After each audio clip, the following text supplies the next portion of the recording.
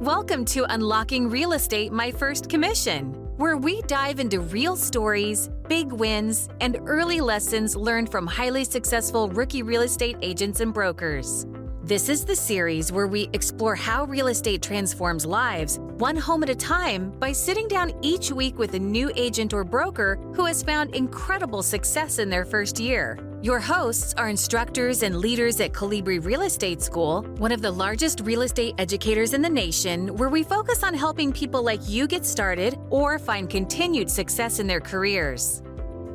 So we're here for another episode of My First Commission here in Scottsdale, Arizona, and we have an amazing episode today. We're sat here with Derek Tschilar. He was the 2023 Rookie of the Year for the Arizona School of Real Estate, one of our sister schools, a local school in Arizona. Derek had a breakout year with over 20 transactions equaling just over $7.2 million. An amazing feat for his first year. So Derek, how did I do? Did I nail the introduction? Yeah. Yeah? I didn't miss anything? No, perfect. So Derek, what I want to talk to you about is your experience before transitioning into real estate, right? You were working in the automotive industry, you were doing sales. What prompted you to go one day, I want to get into real estate? I wanted to be in real estate for a majority of my car sales career. It took me a long time to get licensed, admittedly. So, I started in car sales and, I hated it at first. They say that your first 3 months of car sales are the worst. And if you can get past that, you'll have a good chance at making it. So, the first 2 years of my car sales journey were pretty rough, but after that, I started to read some sales books and I started to self-motivate a little bit, which is what's required to be successful in the automotive industry. Is you got to be a go-getter. You got to, motivate yourself. And so once I started to, make some good commissions and see that you can make a real career out of selling cars, I wanted to take that sales approach and start a career in real estate. Yeah, and we were talking earlier on before we jumped on the podcast. You were running the e-commerce leads. Yeah, so I worked in the back and I would take all the inbound calls and any lead that would come in on our website that was browsing a car, I would set an appointment with them. And so it's pretty nice because I knew exactly who I was going to meet at what time and what car they were interested in. And I'd also have some, vehicles lined up for them in case that one didn't work. So I was kind of like an appointment-based salesman as opposed to just greeting someone when they had walked in, although I did help those people as well. So it was pretty nice and gave me a lot of phone experience, years of sales experience on the phone, which contributed to some of my success here in real estate. Yeah, and we'll talk about that in a minute. But kind of you're behind the scenes at the car dealership, right? What took you so long to finally give that up and go, I've got to start selling houses? Like, what was the point where you were like, right, I'm signing up for a real estate school? So I was in real estate school for like 3 years. Oh, okay. Okay. So how this came about, first of all, I don't know if you know anything about a car dealership, you're working 12 hours a day sometimes if you want to be one of the top salesmen, right? If you want to get a good commission check at the end of the month. So it was kind of this vicious cycle of me, going down this rabbit hole of studying and then kind of having a really good month in car sales, not really spending much time studying, and just this vicious cycle of not really having the time, to study, which I know is an excuse, but you have to contribute so much of your time towards, performing at the dealership to get the results that you want. So eventually I just said, I've been in the real estate school for over 2 years. It's time to just quit and study full time and get my license. Oh, wow. So because I pretty much hit a wall. I'm like, okay, I'm not getting any younger. Nothing's going to change if I don't make a change. So I had to make the really tough decision to just actually walk away from the car dealership completely and just put my head down and study. And, I was going like 2 months without a paycheck. So I had to really put my head down and get licensed like as soon as possible. And actually I had joined a real estate team at the time that was working with investors that you actually weren't required to be licensed to work with the investors. So I was starting to get some experience under my belt while I was in the process of getting licensed. And eventually got licensed at the end of 2022. Cool. Yeah. And you did your schooling online, correct? I did. Yeah. I did the go at your own PACE model, the online school with all the modules. And so it was great because had they not had that option, I don't know where I would be right now. Yeah.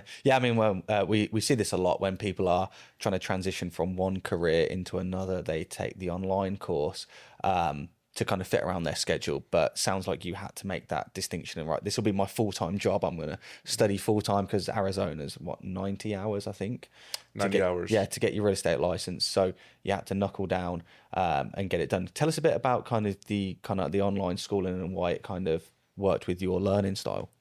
It worked with me because my hours and my schedule was so spotty, and I would work long hours at the car dealership. So, I'd come home late sometimes, but I was still able to just pop up, maybe do like a course or two, get that knocked out. So it was really nice because it was going your own pace as opposed to being obligated to maybe like show up for a class at this like designated time.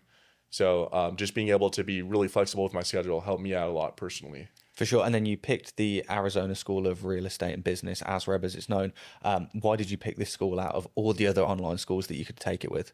I got referred to ASREB from my sister's husband, my brother-in-law. He was actually in the school at the time.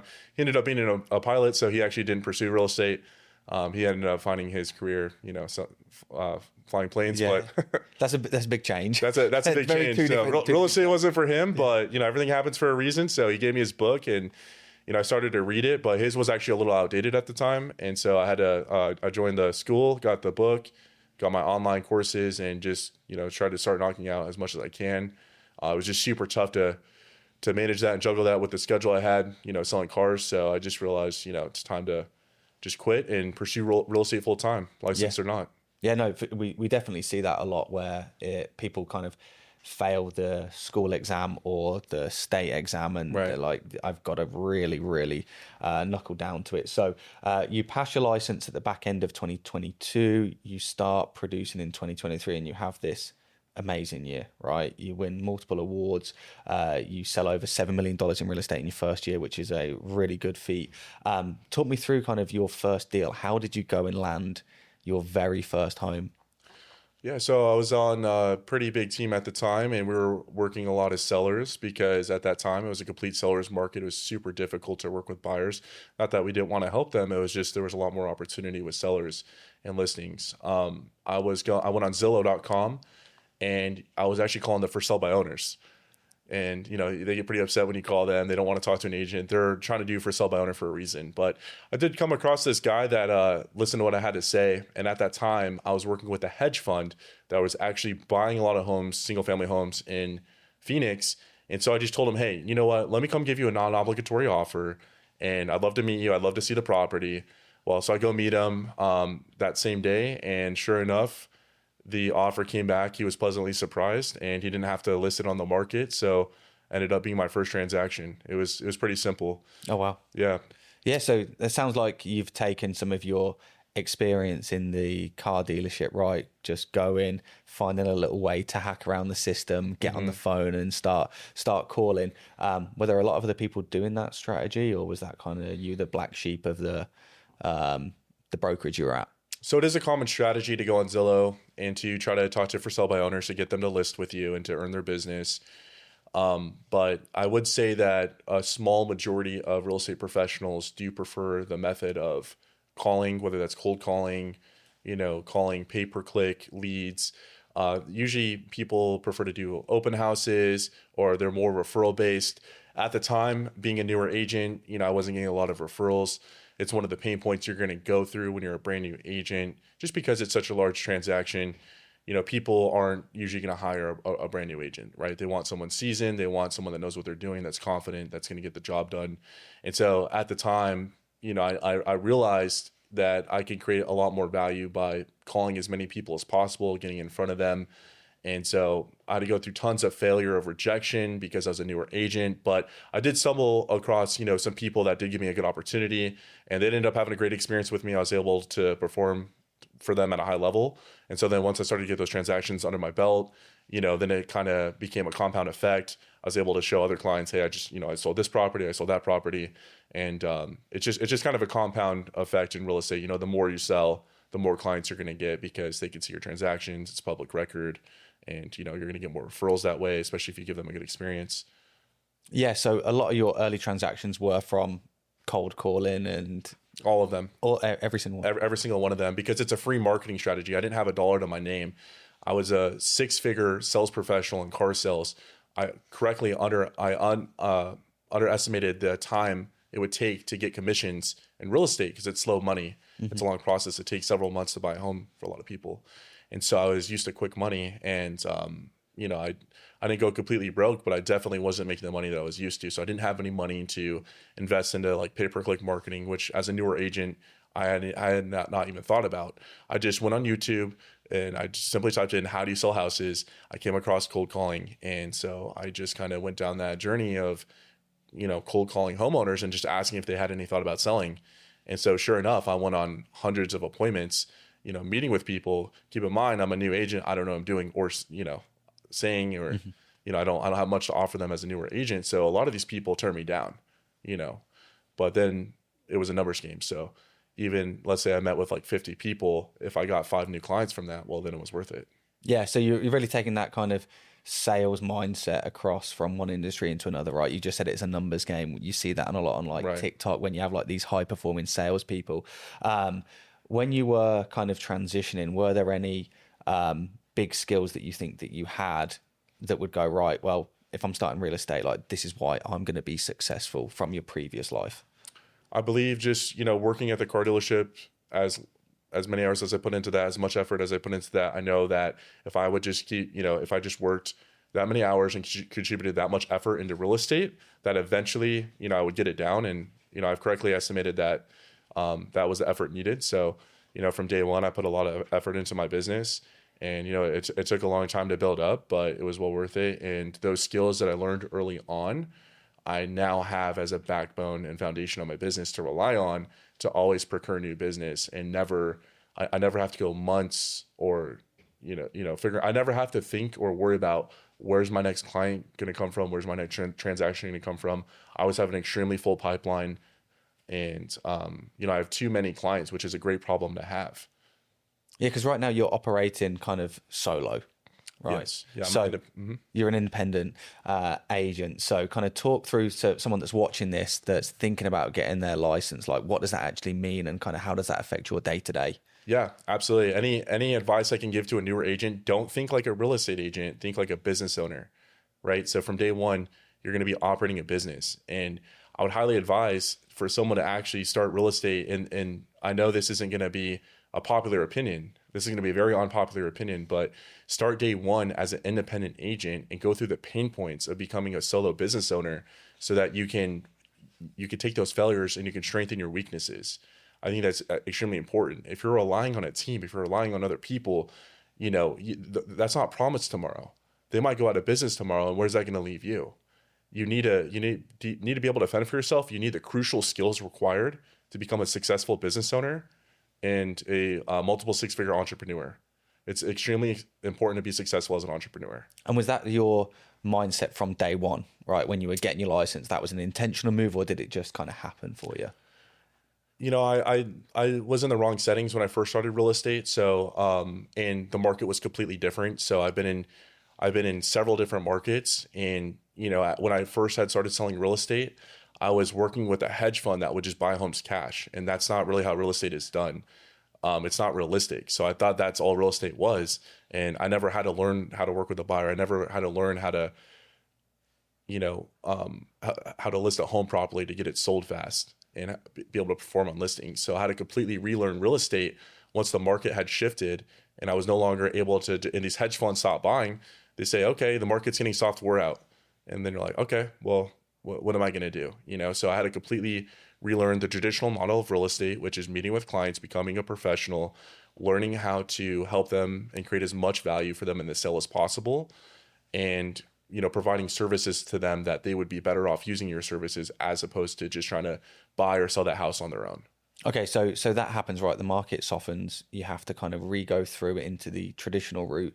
Do you still take that kind of sales, cold call, numbers game approach into it and just go, I just need to reformat my script, my pitch, my selling points? Like, how did that work out for you?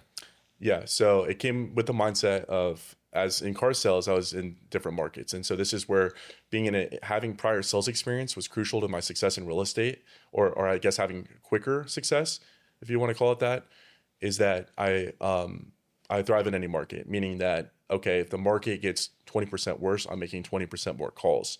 So this is an effort-based business model. So you can always rely on to the brute force of making more effort. And that's not attractive to a lot of people, but that's how business is done. Real estate's all about finding new business every single day. And more importantly, how much value can I create to that client? So it's about creating as much more value in the marketplace as possible. The more value that you create, the more commission and the more revenue that you're going to make. So if I can go help someone at a high level, as a byproduct of helping them at a high level, I'm going to get a commission for that. Yeah, and you said a second ago, right? You got to treat it as a business, right? You are absolutely an entrepreneur. You're a business owner. You're learning the industry yourself, right? You're still fairly new to the industry. Mm-hmm. How do you do it all? How do you hold yourself accountable? How do you talk to yourself and make sure that you're going to hit that production? You're going to go 20% extra because the market's changed. Absolutely. So I have a great story for you. So 2023, I worked every single day. I didn't take a day off. On Mother's Day, gave my mom a gift, went right to the office. I would even go to the office, even if I didn't, I would get mentally and physically sick going to the office every single day. But I made a promise to myself that's what I was going to do, because I didn't have a plan B. And I was putting so much pressure on myself at this point in my life, because at that point I was 27 and I don't have a college degree. I couldn't go back to car sales. They wouldn't have me back. I didn't want to, come back a failure asking, hey, I couldn't make any real estate. Will you rehire me? And most importantly, the only people that believed in me were my parents. So I had a lot of people to prove wrong. And I think that also just messed with my brain a lot, but in a positive way. It was like a positive peer pressure to be as successful as possible. So I would go to the office every single day and I'd work as hard as possible in 2023. Ended up working, just with brute force. People thought I did really well in 2023. They don't see all the people I met with that wouldn't hire me. So for every 10 people I would meet with, one would give me their business. So I had a simple business model. Brute force, meet as many people as possible. Eventually I'm going to get good at this and people are going to, be blowing up my phone like they are now, wanting to hire me to list their home or to, show houses. But it's really rough at first. And so people underestimate how much effort it's actually required. And I'm talking about driving, 50 miles in an outer city of Phoenix just for the off chance to maybe meet someone that might want to buy or sell in a few months. So that's, it's a lot of driving. It's a lot of appointments, and it just comes down to pure volume, pure effort, pure brute force. To go back to your question though, and last year so I put a lot of money away from 2023. Well, now I had money to spend on Google ads. And so the cool thing about Google ads is now this is a whole different kind of lead quality. People are coming to you now. So people are going on my website saying, I want to buy or sell a house. So that became my main source of business. But what I didn't realize after 6 months of doing that and getting business from my website and, the pay-per-click, was it actually kind of had made me a little bit lazier than I was in 2023. So last year, I didn't hit my production goals in the way that I wanted to, even though it was my best year. And, I made great revenue. I could have made 3 times that amount of revenue. So I'm still learning, every single day. And from, reverse engineering the year that I had, okay, what can I have done better? Well, it just came back to, I just didn't put enough effort into my business because now stuff is coming to me too easily. So now I had like the hardest year possible of trying to find as many clients as possible, the easiest year possible with, too many clients coming to me. So this year is about combining the two, showing up in the office every single day, treating it as a business like I did in 2023, not working from home, no laziness, no excuses, and just maximizing everything I can at the highest level possible. That's really interesting. You say that you gave yourself a production goal and you had your best year, and you still weren't happy with it. Like, what's that process look like at the start of the year? Do you write it down in a journal? Do you write it on your wall? I just have it in my head. Okay. And it's an unrealistic goal, but... How unrealistic? It's an unrealistic goal. But it's also, it's also realistic because it's real estate. So, anything can happen. But I'm someone that I read a lot of sales books in car sales, and that's kind of what changed my journey and gave me the positive mindset. Because I used to just go there to collect a check. we actually worked hourly at the car dealership with bonuses, and they switched it to commission only. So I was in for a rude awakening. We stopped getting those hourly checks. I had to learn to actually become a professional salesman. So I read these sales books, and one of the things that I've read is that you always want to set your goals way higher. Don't set your goals low, because you would rather fall short of a massive goal than just barely, accomplishing a mediocre goal. So if my goal is to make $1 million and I make, $800,000, well, I'd rather make $800,000 and have my goal make, $100,000 and then just barely make $100,000. Does that make sense? Mm-hmm. You'd rather fall short of a massive goal rather than barely accomplishing a mediocre goal. Yeah. So ever since I read that, I've just had these unrealistic goals in my head, but it will always perpetuate you to want to do more and accomplish as much as possible, because you feel like you're failing, and it has this pressure on you to hit that unrealistic goal. Yeah. When you were talking earlier on about going to the office every day, putting pressure on yourself, it sounded like you put like your own chip on your shoulder kind of thing. That's like, right, I've got to carry this forward. So at the start of the year, you say you want to make $1 million, right? That's just, unless that is the actual goal. Is it the actual goal? Yeah, the goal is to make $1 million. Cool. So you make $1 million a year, right? You said you reverse engineer it. So then you go, what's my average commission that I make? And then do you go, right, that means I need to sell 30 homes, and then back into it, I need to make 10,000 calls. Like, is that the process that you go through? Like, the agents are going to be watching this. Like, what's the secret? Well, one thing I want to add too is that, no matter how many homes you sell, you can't ruin your quality service to the clients. You can't like rush through deals. So I don't want that to ever happen. I always want to give them like the best experience possible. Even if I know I could sell more, I want to make sure that I'm allocating enough time to each deal to get everything done properly. I haven't hit that point yet, but that's just one concern I have of, if I do find a means to, get higher production closer to that number. But I'm sorry, I forgot your question. Yeah, no, it's, so you talked about reverse engineering your goals, right? So your goal is to make $1 million next year, this year, right? Do you know how many homes you need to sell? And then from that, how many appointments you need to do? And then how many calls you need to make? Like, is that the playbook? Absolutely. So it's just about, okay, I need to meet with this many people and get this many deals under contract to accomplish this goal. And I need to charge this much per file, much per deal. Yeah. So you got it kind of down to a science, right? That traditional sales playbook, if you were working for a SaaS company in Silicon Valley, or you're working for like a HR software, you'd have your quota that you have to hit. Yeah. You put yourself imposed quota on, but you are an independent agent. You don't have a network around you that's kind of helping you, that's talking through it. So like, if someone is watching this and they're inspired by your story, right? You got your own CRM, right, to house your leads. And then what other tools have you added on to make 3 or 4 versions of you that can work while you're sleeping, while you're talking to other agents? Talk to me about your actual network that you've created for yourself. Right. So these are some of the things I still need to strengthen in my business. So last year, for example, I tried to automate everything, and my operating expenses were just way too high. And so, I was still in the green. I still was profitable, but it just didn't make financial sense to keep some of these systems that were in place. My business last year was running itself. It was all virtual, right? I had a virtual assistant, I had an appointment setter, I had a business operations manager. I doing all my paperwork, all that great stuff. But to answer your question, some of the things I guess that you can add into your business to accomplish some of these goals, again, would be time back in your business. It's very simple. It's how many clients can you meet with, and how many clients can you help sell or buy a home.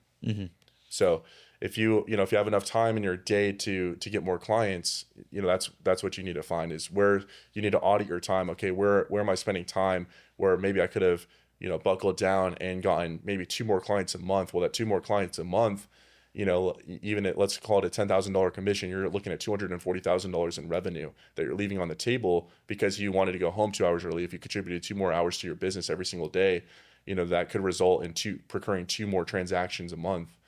Not that it's all about the transactions, but you gotta really focus on the revenue. And that's one thing I learned in real estate, is you got to really become a business owner, because you have taxes, you have operating expenses, things cost a lot of money, and you're going to have things that are going to pop up that you have to have, money set aside for. So it's like risk adversement. Yeah. And like going back to the $10,000 commission, right? If you can add 2 more of those in, it's like, if it costs me $50 to outsource it a month, that makes sense, right? So how did you go about auditing your time? Was that like you just looked at it for a week, a month, like you set time aside? How did you kind of structure the business aspect of it last year? Well, in my opinion, the number one rule that you want to have is a set amount of hours every single day to procuring new business. And the reason for that is that people will call you. You'll get dragged all over the place in real estate, especially if you're working with a lot of buyers. So you need to have a time set aside for yourself that you can contribute just for finding new clients. And so they call it time blocking. You need to block. And I think the sweet spot is about 4 hours. So if you can get 4 hours a day. 4 hours a day. If you can get up early, and this sounds easy, but it's really tough mentally, and you have to be very disciplined to set aside 4 hours a day to procure new business. Make calls, get rejected. But this business is all about facing the rejection, keeping a positive mental attitude, and keep pushing forward when things don't go your way. And it's a huge mental game. This real estate's all about the mental. And one of the things we were talking about before we jumped on that I think is really interesting with your story, right, is that you're running your own ads, right? Year one, you didn't have a penny to your name, right? You were cold calling, you brute force your way through to hit the transactions, you saved money, and now you're generating your own leads. So if someone is watching this, kind of walk us through kind of why did you decide to do that? And then kind of how have you created the system that you've created where it is successfully bringing you consistent leads every single month? The reason that I started the pay-per-click model is you can cold call listings, you can cold call clients. I actually cold call buyers too, which is actually not a well-known tactic. So I'd actually call people that were renting, and I'd ask when their lease would end, by the way. And I'd say, hey, just so you know, this grant or this program, or I could do this for you, if you're thinking about buying this year. Would you want to sit down, and especially 2 years ago, your rental payment was the mortgage payment. So wouldn't it make a lot more sense to just buy? So I would actually cold call a lot of buyers, which is really not a known tactic. I actually might be, I'm the first person I know of that have actually cold call a lot of buyers. Wow. The traditional model is you're cold calling homeowners to ask them to list their property. I had a lot more luck actually cold calling, working with buyers as well. I worked with a lot of buyers my first year, and that's how I got them. And to answer your question, the reason I went with the pay-per-click model is actually I have the muscle memory from when I was selling cars and kind of how that conversation goes. And so I just knew that I needed additional leads, an additional lead avenue, an additional avenue of obtaining new clients rather than just cold calling, because you'll get very burnt out cold calling, and it's not a obtainable business model. Meaning that, it's just your random. With pay-per-click model, you can reverse engineer the numbers, and if something's working, you could throw fire on it. You could put more money towards that ad. You can reverse engineer the numbers. Okay, we got 50 people that clicked on this ad that requested more information. Out of those 4, they wanted to meet in person, and out of those 4 that met in person, 2 became clients. When you're cold calling, it's just kind of random and all over the place. You could track your calls, but it's a lot more sustainable with the pay-per-click model. And what I encourage people to do is to start out, their first year of cold calling, meeting with as many people as possible, experiencing as much failure as possible, because it actually will change your psychology. It'll change you physically and it'll change your psychology, but you'll be ready for the pay-per-click, because people think pay-per-click, is like cold calling. It's not. It's a much better lead quality. It's people that want to buy or sell. They went on your website for a reason. But from your experience with cold calling, people out of the blue and navigating through those conversations and turning them into clients, you're going to be able to help a lot more people with the pay-per-click model get through those conversations, and it'll be a lot less painful. And you're running this yourself? Yes. So you're creating your own content, right? You've tested several videos. You've found like the recipe that works for you. What was that process for you like? And do you time block it and you dedicate 30 minutes a day, an hour a day? Run me through the day in the life of you on your marketing. So, full transparency, my schedule and everything's all over the place right now because I have a lot of clients under contract. I wake up one day and I have to unexpectedly, out of the blue, do showings or do this inspection or fix something. But in an ideal setting, and what I'd like to get down this quarter so that I can have a good quarter 3 and quarter 4 is getting back to the basics, right? Getting back to your time blocking your 4 hours, you're calling people, you're tracking, you're following up with leads. My problem right now in my business is I have too many clients. It's a great problem to have, but I don't want to take on too many clients to where now it's running the quality of service. So my goal is to not only improve my quality of service throughout time, but to help as many people as possible. And I'm able to actually do that. The more revenue that you make as a real estate agent that no one talks about, the more you can actually help people. I have more marketing money for your listing. I have more resources for finding you off market properties, for whatever the case might be. Because I could put more money in my business, that's going to help my clients more. So I don't necessarily look at it as a bad thing that I make as much money as possible or as much revenue as possible, because it inadvertently actually helps my clients way more. I can get their listing sold way faster. My listing service, my full listing model, like my premium, is second to none, because I'm running paid ads on detailed buyers that are specifically looking for that floor plan in that neighborhood. And so it's a high cost per lead, but it's when that lead comes through, that's going to result in a showing, which is going to result in a 50% chance on them offering on the house. And there's virtually 1% or less agents out there offer that. Why? Why is it so? People don't have the revenue or the means to put money in the risk of that listing not selling, so they don't have the means to put money into the listing to get it sold properly, especially in a market like this where it's softened up and there's a lot of listings. People aren't going to go on Zillow and call you and say, I want to buy your house. Any agent could do that. What I want to ask is, what are they doing as far as marketing that from, like a paid ad structure? Are they running like a paid Facebook ad? Like what are they doing additional on top of the virtual guaranteed? Everyone's virtually guaranteed to put your home on Zillow and Realtor.com. We have a whole website that gets built out on homes sometimes, where there's an AI bot that nurtures and qualifies and sets up showings. So, we have it down to a science, especially with technology changing as fast as it is. There's so much that you could do to help getting a listing sold. It just requires money. And so you gotta sit there and, as a business owner, as an agent, how much money can I allocate into this listing? Is it priced properly? And, if at this point, with the way the market is too, I'll turn down a listing because it's a liability if I know that it's the wrong price. And I just know, you've taken so many listings, you just know exactly how it's going to go. And so, okay, it's overpriced. I'm going to do this person a disservice. They're going to get upset with me. I'm going to want them to, price reduce their listing. That's not doing real estate properly. It's being transparent. Hey, I'm the real estate professional. Here's exactly what your home should sell for. If that doesn't work for you, I totally understand. I wouldn't feel comfortable listing it for higher because it's going to set you up for failure. Mm-hmm. And you've been selling real estate now for what, 3 years, 4 years? A little under 3 years, 2.5. 2.5. July will be 2.5. Okay, so you're still fairly new, right? And you're having these successes. Have you started branching out into the luxury market, and how did you get into that if you're in there? I don't go out of my way to get luxury listings as much as some of the other agents. So my model is a lot of resales, and I stack up a lot of resales, get them on their contract at once. If someone, called me today and they're like, hey, I want to list my $3 million house, I'm definitely not saying no. Yeah. I just know that there's a lot more time allocated per deal in those, and there's a lot more moving pieces.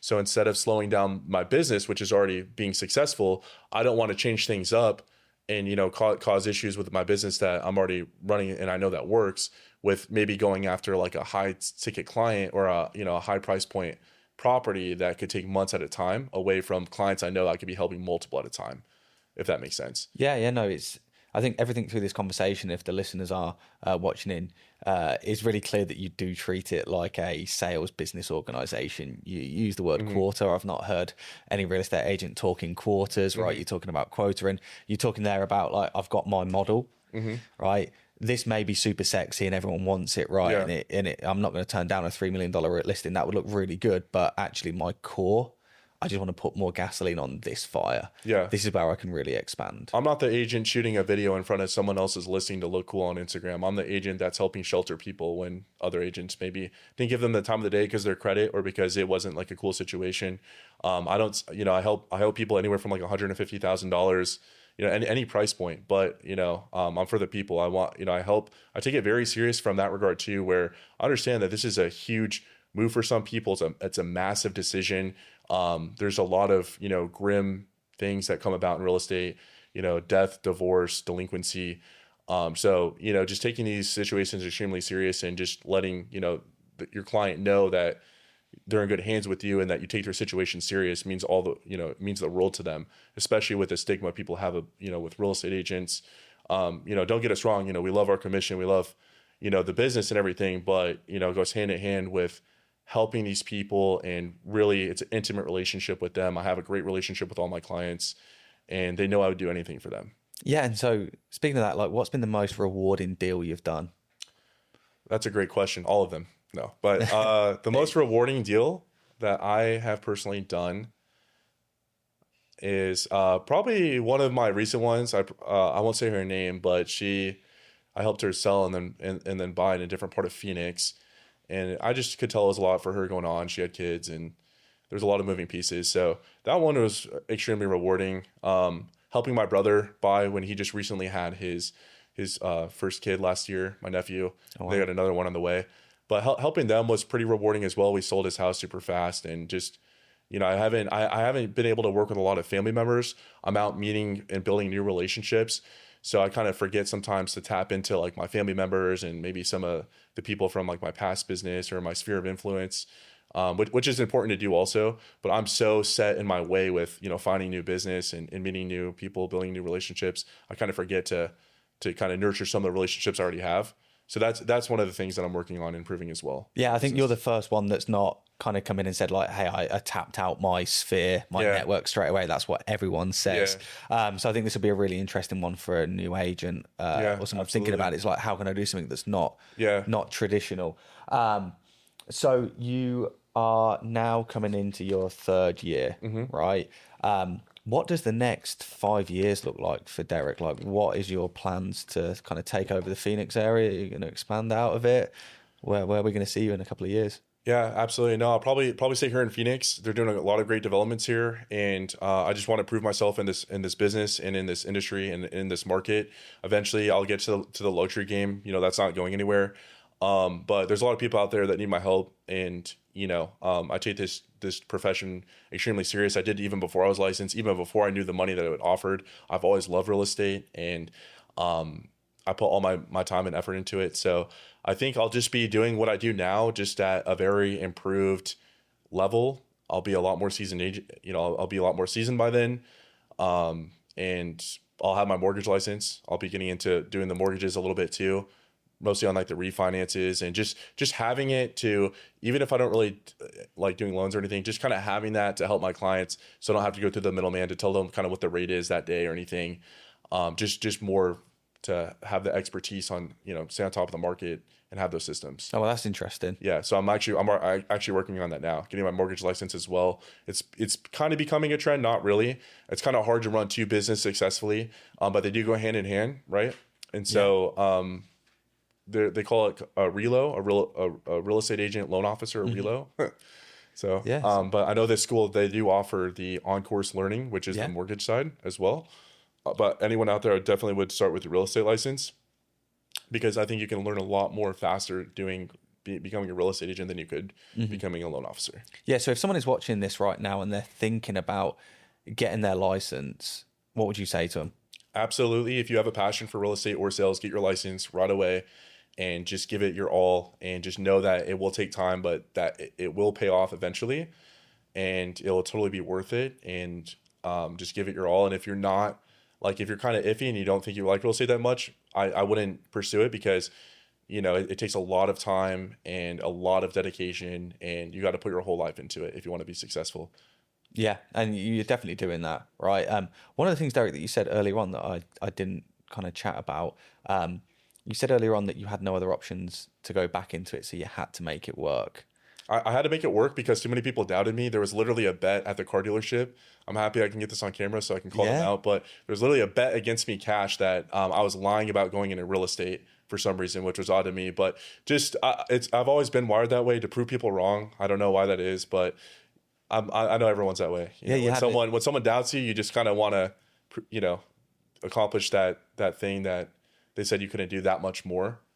And so that's pretty much what happened with You had a with dead a lot of pool people. on yourself. Did you at least get the money if they paid you up for actually smashing it and getting your license? Oh, the bet was behind my back with another person, so I wasn't even supposed to know about it. My buddy told me. Yeah. But people get stuck in their ways, and so that's one thing too, I guess, to help encourage people is don't have limiting beliefs. Know that there are careers like this out there. If you're willing to do whatever it takes and put your all into it, you can have a great career, make something out of yourself. Because I worked at a dealership for years, so people kind of just got used to me being like the car guy, and they kind of see you in a certain light. So it's kind of hard from them. People can't see kind of your ambitions and your goals and your values. So maybe I was too vocal with it. So maybe one piece of advice, just keep your goals to yourself and just knock them out of the park. But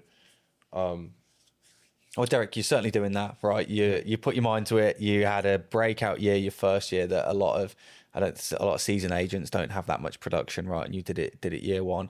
You continue in your success in year three, year two, and now you're coming into year three. Derek, this has been amazing. Before we jump off, right? What would you say is one of the biggest challenges that new agents are going to face? One of the biggest challenges that new agents are going to face is that other agents are going to treat you with the respect that you're going to. I'm just going to keep it real. Other agents, not myself, but just kind of other agents aren't really going to give you the time of day or the respect or the guidance that you want unless they're getting some sort of compensation for it. And I would go interview as many brokerages as possible and find what you're comfortable with. And definitely don't be afraid to become a solo business owner, independent agent. I definitely, not to knock the team model. It's just that, you're working for someone else. Isn't the whole point to get into this business is to work for yourself? So I want to help encourage people, become your own business owner, run things how you want to. There's multiple ways to do this business. Just practice this business with as much ethics as possible. So it's really important. You are licensed. Your license depends on it. And to just, never give up. And if you really want it, it doesn't matter how long it's going to take. You could, if you put your head down and you work hard towards it, you will accomplish your goals in real estate.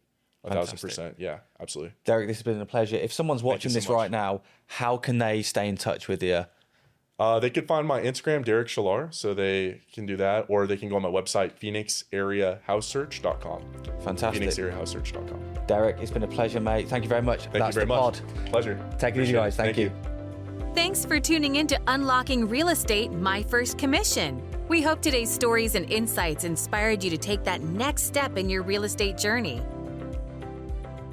If you enjoyed this episode, don't forget to like, subscribe, and hit the notification bell so you never miss an episode, or head over to our channel to see some of the other content we've produced. We'd also love to hear from you. Drop a comment below with your biggest takeaway or a question for our next guest. If you have a recommendation for someone we should interview, please send a note to unlockingrealestate@colibrirealestate.com.